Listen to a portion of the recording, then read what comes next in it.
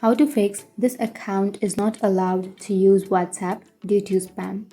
So if you're facing that problem, then first open up your WhatsApp application, tap on agree and continue, and make sure to log into your account or try to log into your account.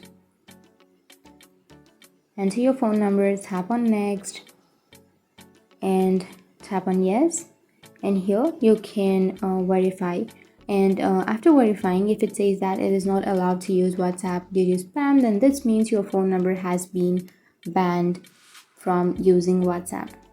So you might be banned on WhatsApp, and to unban your account or to fix that problem, what you can do is open up your Play Store application and search for WhatsApp.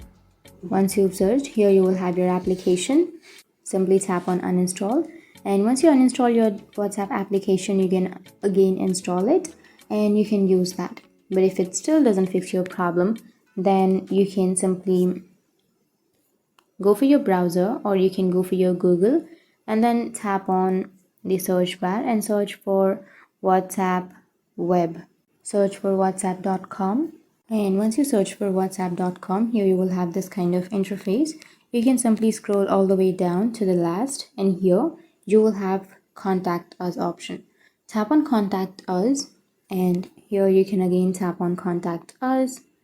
And from here, you need to enter the country code and enter your phone number, enter your email address, and then again confirm your email address and choose your option or take your option. If you're using your Android, choose Android, and if you're using your iPhone, choose an iPhone.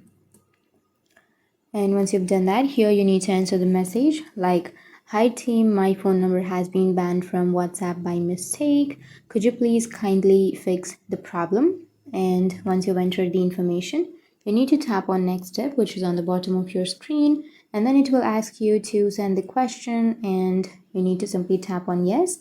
And once you tap on yes, your problem might be fixed by WhatsApp.